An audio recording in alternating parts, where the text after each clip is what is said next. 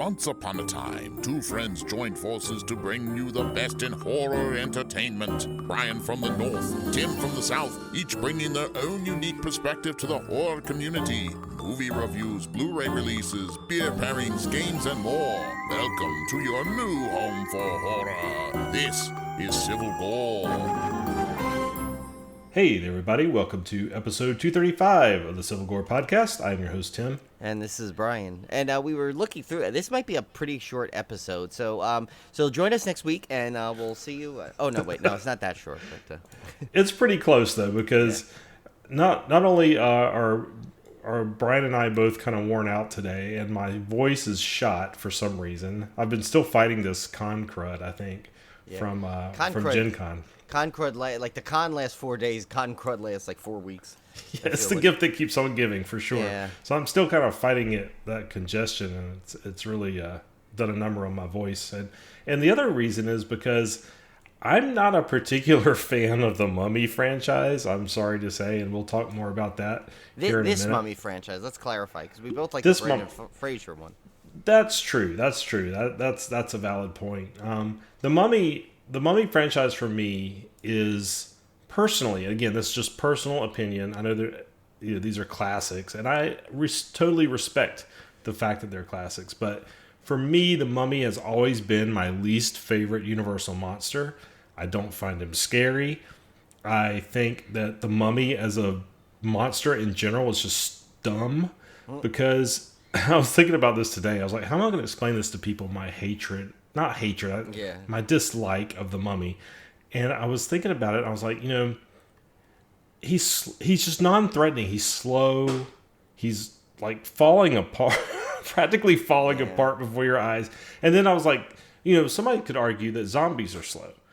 But my counter argument would be zombies can be slow because there's thousands of them. Yeah. And they have the numbers on their side. This is like fighting one zombie. Yeah. And a particularly old, decrepit one at that. So I've never found the Mummy scary. I'm not particularly interested in Egyptology. Now, Olivia loves that kind of stuff. She loves Egypt. Yeah, I remember when you guys visited, we went to they had the Mummy exhibit. Now, I will say, that was freaking awesome. Yeah, that was really neat. Yeah, I think I like the actual, see, that's the thing. That's why I'm surprised I don't like this as much either, because I'm a fan of the zombie. See, I got that in my head. The Mummy lore and the Egyptian culture, history of that kind of stuff. All the pyramids, all that, that kind of stuff. I mean, if you think of the way the Mummy thing is too, it's like they, someone is being punished. Especially in these two, the first two we see here. The reason they're mummies, they're punished. And they get wrapped up in this thing, the whole thing. But then it's like you figure again, they give them this nice, really, really fancy like headpiece that goes over the whole thing, and this big giant. I'm like, that's a really elaborate punishment. Like they're spending a lot of money on this. Usually, like criminals or something in our culture, they get like a little wooden headstone, if they're lucky. Yeah. Here they give you this the worst thing you did. I think more elaborate thing they do for you, but yeah. So I mean, I'm fascinated with all that kind of stuff, like the true stuff. But for some reason, I'm with you. It's like it's just something about that, and I feel like it's removed from the other Universal monsters in a way. Like I know they do connect at one point, right? I mean, is there one with the Mummy and with the other monsters, or I don't think so. Costello? Is it just Abbott and Costello? Yeah, just Abbott and Costello. Yeah, I think that's also because in the other Universal monster movies. I mean, there's some exceptions, right? Because the Creature from the Black Lagoon is kind of separate because that was a much later series. And then The Invisible Man, I would say, is more like modern time. Right. Modern for when it was made, I should say. But the rest of the Universal monsters have like a gothic feel to them. And the Mummy, of course, all takes place in Egypt. So it's a completely different setting. It doesn't have that same gothic feel to it. So it does feel really separate. And it's not to hate. It's not, I'm not trying to hate on the movies. It's just the general monster itself just has never scared me, even as a kid. I can't even imagine somebody in 1940 being scared of this thing, honestly. Maybe they were, but there are some things I do like about it. Let's get into the movies themselves, I guess. Yeah, but to your point, real quick, I feel like the Mummy, you got to find like the loose bandage and just kind of pull and have him go spinning off like a top. Yeah. Is he? He's kind of like the Aquaman of the Universal Monster series. So yeah, he just.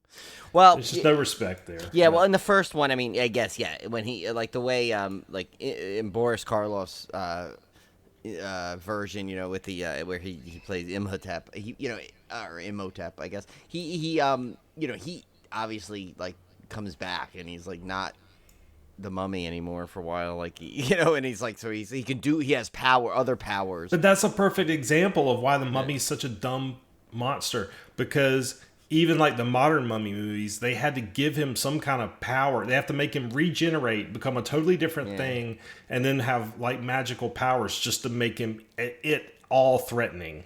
Yeah, and it's kind of weird how he can blend into the culture so well.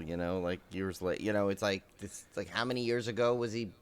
Is he mummified and now he's like comes back and he just fits into society? And he speaks perfect English. So. Yeah, like I mean, like and it's like I mean, can you imagine? Like I loved the deleted scene of him trying to like rent his apartment or something. Like how does he negotiate that? Like how does he do that? It's like what is he?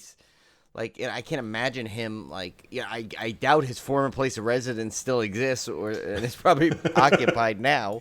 But yeah, I mean it's kind of like and it's funny because we're kind of like we love the Universal monsters so much, but you almost the Mummy one is so weird. And it's funny, this year's Haunt, remember don't they have like it's the Mummy versus Frankenstein versus Dracula, something like that? They put him in with them.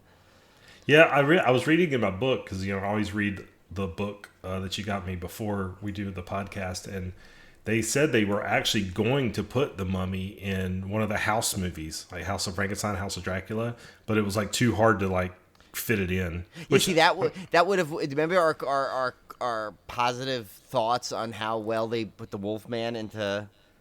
How he blended with Wolfman meets Frankenstein. Can you imagine but how do you put the Mummy in there? What does he just like wander off and like end up there? I mean, I could see how you could do it, although they kind of stole it for the when they did House of Frankenstein. They kind of stole the idea when they did Dracula and they brought back his coffin and it was touring with his carnival. I could see where you could have like the Mummy touring around, maybe kind of thing, but or like kind of use that. Yeah, it's like at a museum and like that's true. Traveling. That's museum. How you would have to do it. Yeah. All right, well, let's get to it. This is The Mummy from 1932, directed by Karl Freund, starring Boris Karloff as Imhotep or Ardith Bey, which I found out was an anagram of Death by Ra. Oh, yeah, check that out. Yeah. Zita Johann as Helen Grosvenor, David Manners as Frank Wimple, Mr. Wimple. I know. It's funny. He didn't like squeeze the Mummy like he squeezed the Charmin, but yeah. Arthur Byron as Sir Joseph Wimple, Edward Van Sloan as Dr. Muller. Edward Van Sloan, man, he's back again. I love him. He's so great. Bramwell Fletcher as Ralph Norton and Noble Johnson as the Nubian. So is that funny? Ralph Norton? That's like Ralph Cramden and Ed Norton if he blended into one person. That's what I was thinking. I was like, what's this, the Honeymooners? An Egyptian mummy searches Cairo for the girl he thinks is his long-lost princess. Now, some interesting things about this movie. Number one, Boris Karloff appears in the mummy makeup like seconds in this movie. Yeah. Like, he's hardly in this movie as the mummy. And the mummy makeup took 8 hours to apply. And he's barely in this costume, and you'll find out almost 8 times the length of the full movie. Let alone it's the like seconds 1,000 he's times. on screen, and he doesn't even move. He's never even walking in the mummy makeup. His eyes open. That's it, and turn a little bit. Yeah. That's it. And you'll find in our next movie and in subsequent mummy movies, they ended up using a mask for all the long shots where he's moving because it was so much easier than trying to apply these bandages. But there's one good thing I'll say about the Mummy. Here's my problem with all the mummy movies, and it's this one. And this one's no exception. I personally feel like this is the weakest of all the original Universal monster films. Like when we talk about the original start of the franchise, I feel like this movie is the weakest of all of them. Yeah, I agree. I'm sure people would disagree with that, but to me, I it agree is. with you. But they're all the Universal monster movies tend to be a little talky by today's standards. This one, I just feel like there's just not much action throughout the whole movie. Like it's just really. No pun intended, it's very dry. Yeah. I know it takes place in a desert, but to me, the whole movie just seems really dry. And you only get the mummy on screen for a few seconds. Now, Boris Karloff is fantastic as Ardith Bey in this one. He is magnificent to watch. I mean, he's got very light makeup on, and he just exudes that creepiness, that inherent creepiness that he always had, just as an actor. But that's really the saving grace to this movie, is that he does such a good job in and out of the makeup.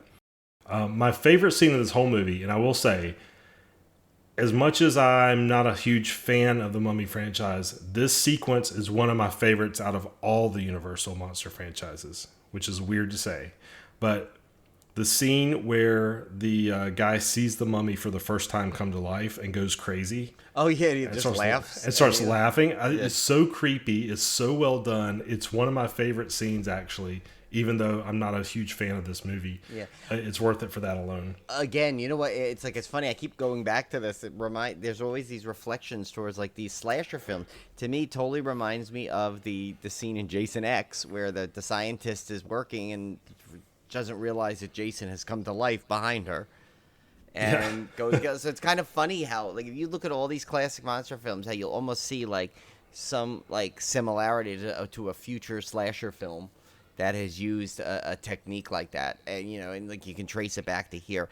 I mean, I thought like that scene was really cool, and I was like, oh, maybe this is, because I remember seeing this a while ago, and I was like, I remember like kind of like you, like I wasn't really looking forward to, because I don't remember how. I don't remember much of it, but I also misremember the more like the mummy walking around. But I probably blended maybe one of the sequels in there to where which they're a lot more mummy intensive. Where he's like definitely more mumming around, but in this one, I was like the one of my favorite sequences, I think too. It was that one, but also the one where they use where he looks into the hot tub time machine and he goes and he sees the whole like the backstory. Because if you think about it, flashbacks in the Universal monster films really weren't that apparent. Most of the thing happened in kind of like real time. There weren't any like kind of those as many flashbacks in to this point, so I thought that was kind of cool, and they used it again in The Mummy's Hand. Yeah, I was about to say the same one. So it's like, so I guess it's like, and if you haven't seen it yet, picture like literally it looks like the hot tub time machine kind of thing, or if for Harry Potter fans, it kind of looks like the Pensieve kind of thing. Exactly. Like I was about to say that. Yeah, like a boiling like thing, like a water and smoke, and like they look in, and then they kind of go. It's a nice technique done by Universal, I think, to make it to do a flashback when a flashback really hadn't been used as much at that point. So that was kind of cool, and I like the history of how the mummy. But it's so funny how like, it's like this one and the next one, they have this such similar plot. And I should say that Zeta Johann was incredible in this movie too. I thought she was very like, just glamorous to look at. Oh yeah, she was fascinating to look at. Yeah, and she was just like, she had to keep going back and forth almost as dual roles, because as like the character that she was possessed to be, or I guess for lack of a better word, and it was, and for actually I have to say, for that time period, with the whole Hays Code films and everything, her outfit was extremely revealing at the end. Actually, I was kind of shocked at how much you could actually almost see, for these movies, because they're really not sexualized in any way. There's a story. Yeah, there's a story about that, actually, because I was reading that in the book as well, and it's also this in book IMDb. Is like the gift that keeps on giving. I couldn't have given you a better gift, really. Yeah, and it was also in the IMDb trivia, but apparently the director had asked her to appear topless in this movie, and now this is, I believe, was pre-code. I think this movie was pre-code. Yeah. He asked her to appear topless. Her story is that she thought that he was basically trying to goad her into saying, no way, I'm not going to do it, so he could blame the any delays in the production on her instead of him. So he had asked her to appear topless, so she called his bluff and said, sure, I'll appear topless if you can get it past the censors. And so he backed down, and that's the story goes, that she kind of called his bluff. And I mean, who knows? I don't know if it's true or not, but that's the story I read in the book and also read in the IMDb trivia. Oh, that's I could see that she seems like a kind of like, and she lived to like, she only passed away in 1993. Wow. So I mean, I know now that's long ago, but really, if you think about from when this came out, that was a pretty long life. But the thing is too, it's like it's and that sound like a perv or anything, but like like in terms of like for a Universal monster film, you don't expect to see like kind of side boob in there, It's like those are generally very like sultry, as far as horror films go, they're generally pretty family friendly. I mean, yes, the Wolfman has a little bit of misogyny in there, which we discussed, but back then that was normal for the time, so you wouldn't even have thought twice not to show that to a child. But like this one, you're like, oh, you know what? It's definitely, definitely more risque for a Universal monster film at the time. I'll give them credit too that this. I know we talked about the Wolfman was not based off a novel or story; it was based off more of folklore. But the Mummy was really made out. Man, me and the puns was made out of whole cloth.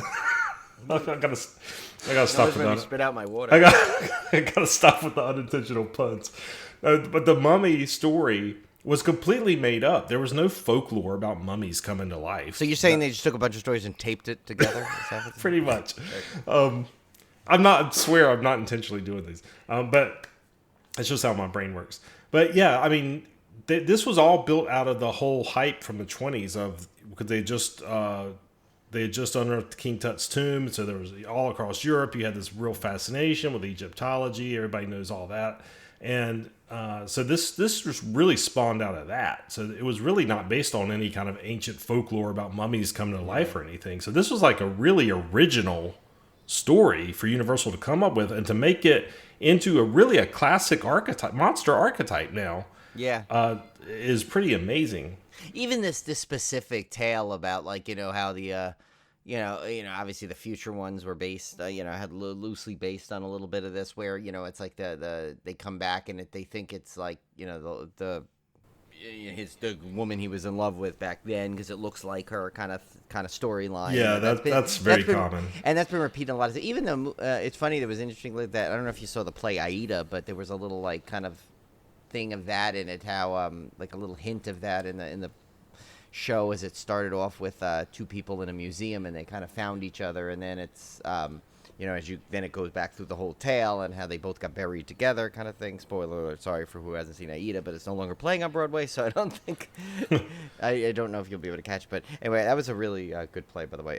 But anyway, so yeah, so it's like that. The story itself now has been repeated in a lot of iteration. How many times have you seen that? Like where whatever movie it is, well, oh, you look just like so and so from. Oh shoot, Bram Stoker's Dracula. Same thing. Yeah. I mean, even freaking Xanadu.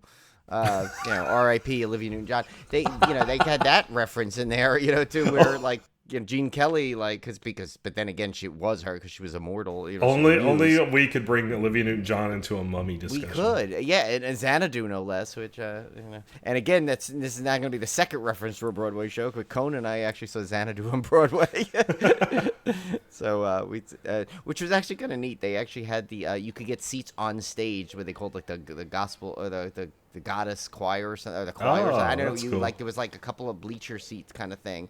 And Cone's probably listening. He's like, well, it was called this, but anyway, happy birthday to Cone today, which is his 50th birthday.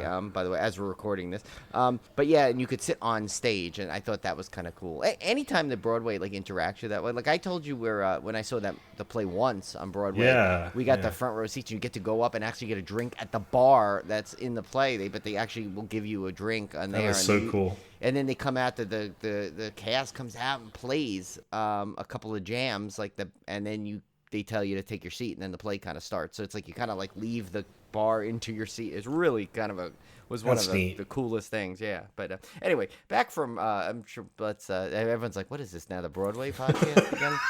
But as we blend off, but but yeah, I know what you mean. It's like there's it is something to be said about Universal basically taking really not much to go on and making this fantastic story around it, though. Yeah. So anyway, that's The Mummy.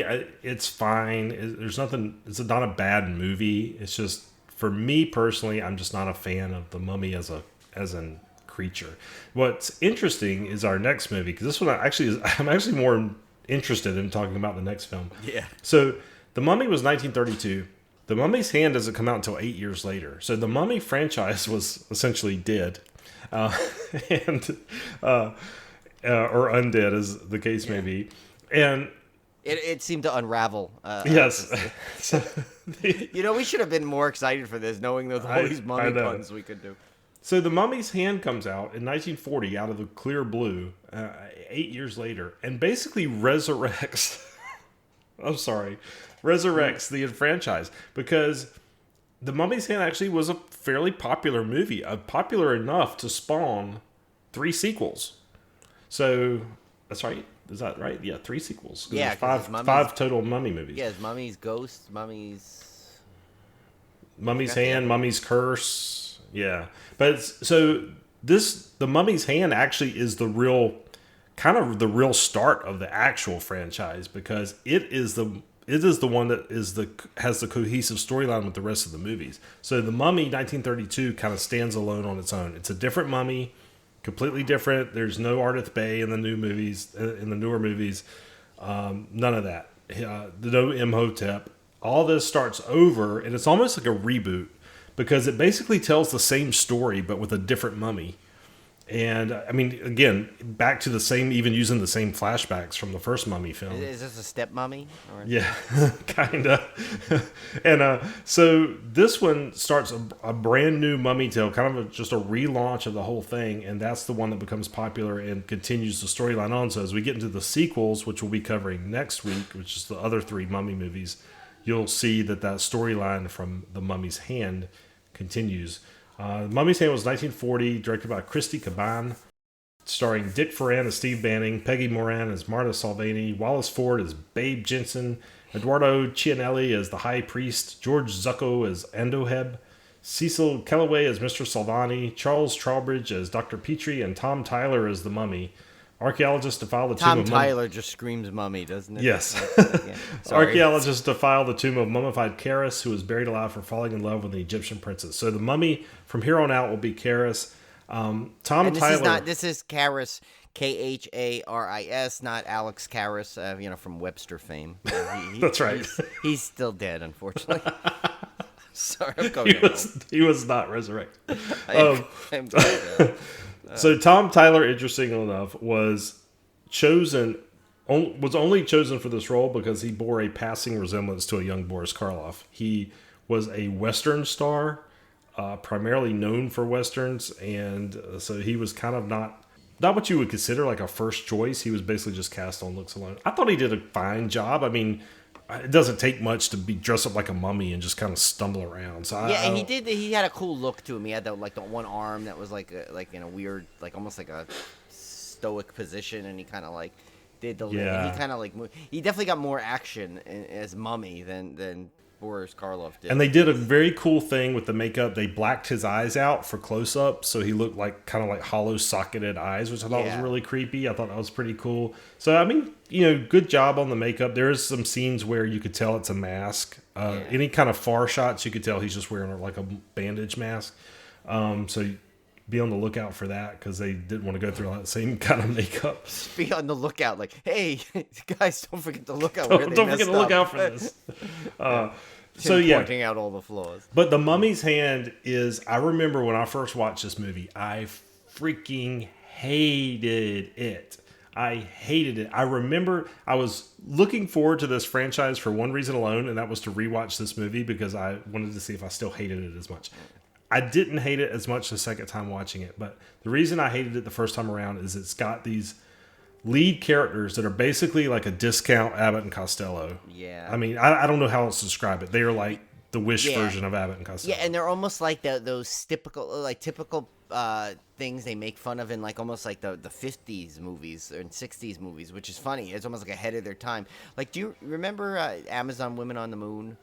That movie, and they had the interstitial main thing around about the Amazon Women on the Moon, where it was like that group going to space, and the guy had the pet monkey, and he goes, boy, I can't wait back to get to Coney Island to have a good hot dog. Like, I feel like that, it's like that, those characters are in there. It's that guy. It's that guy. You know that guy. You know it from everything, from You've movies. Seen him in everything. Yeah, all he does is talk about being back in Brooklyn and back in New York, and all he talks like he's such a New Yorker. That's all he freaking talks about. Like his whole identity is being from New York, and hey, go back, watch the Hey, don't worry, Yankees. I got your back, sweetheart. Yeah. I mean, and this is that guy, and like he's got this running gag about this babe he has back in New York called Poopsie. Oh yeah, oh my god, it's what it's almost remind me. It's giving me like Amityville.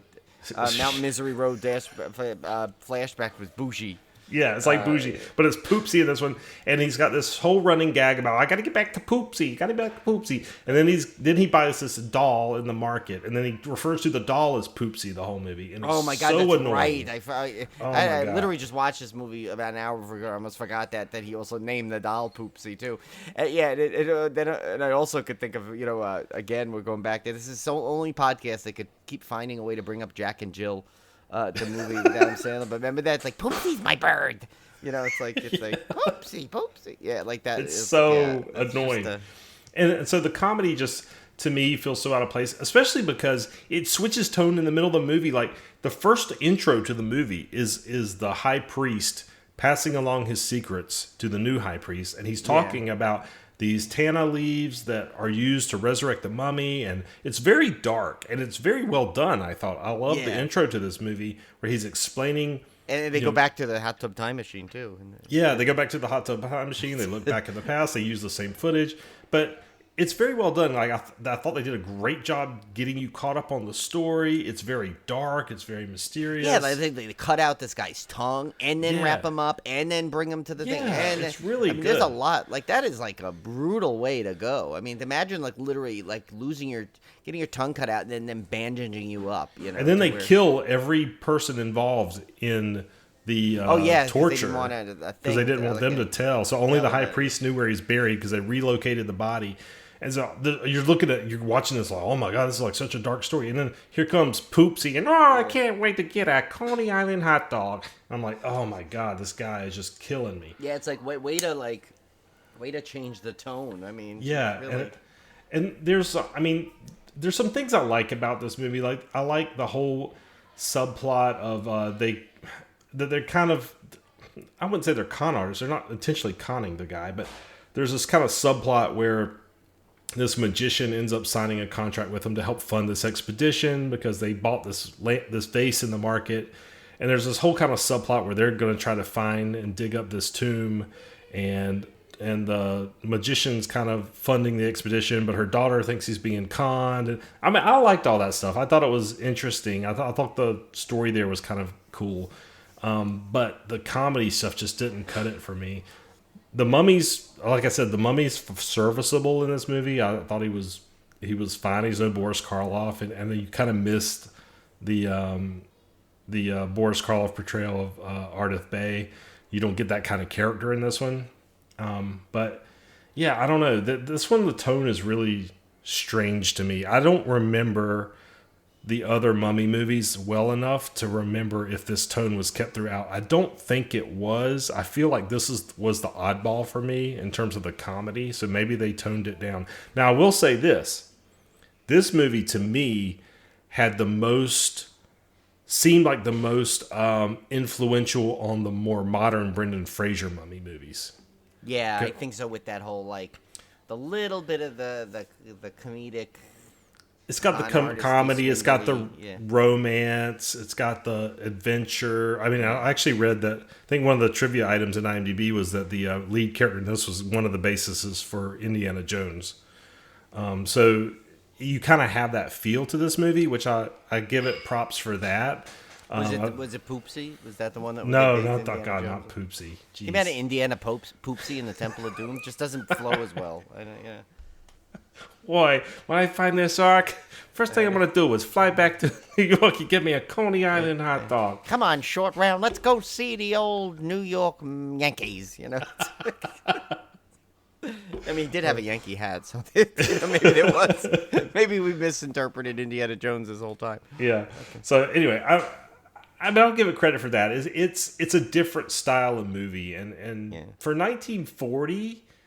It's kind of interesting because 1940, they were still neat. We got to keep our timelines in check here because we're watching all these things all crazy out of order. Like when we watched She-Wolf of London, that was 1946. That was one of the last like classic Universal horror monsters. So the Universal monsters were from like 1930 to like 1946. It was like a 15-year, and then that was it. Like after that, and not until you got to the Creature, which was a little bit later. But so 1940, I mean, you're still in peak golden year monster where they were starting to crank these things out. So it's kind of interesting how weird the tone was. I would have thought it would have still been a little darker, but apparently that book is such a treasure trove. The book was talking about how Universal was making these movies that kind of cross genres.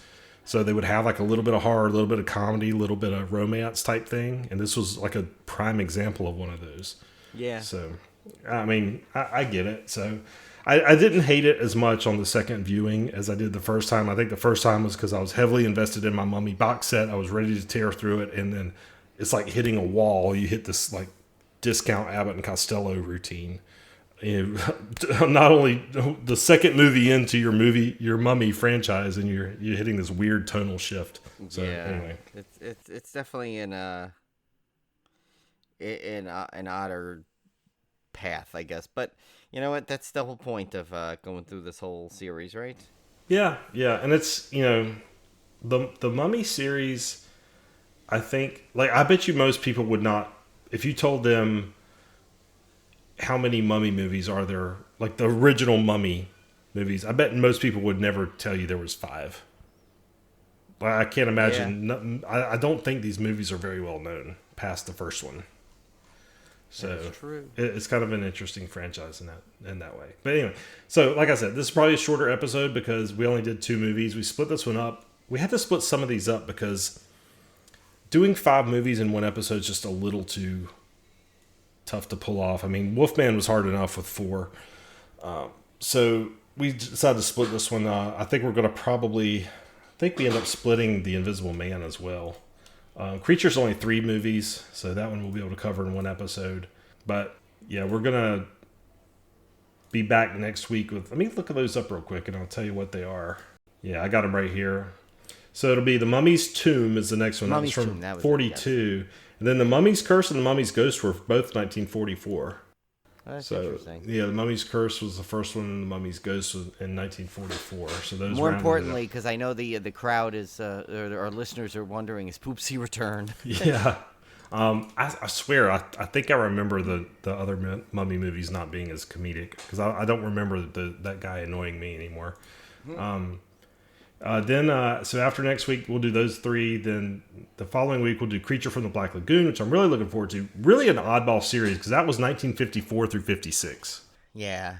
And was it the first that they did, one of them, the first one they did in 3D, right? Right, eventually? Yeah. So that was a very late 3D back entry. then, or did they re-release it in 3D? I can't remember. No, I'm pretty sure it was 3D back then in 54.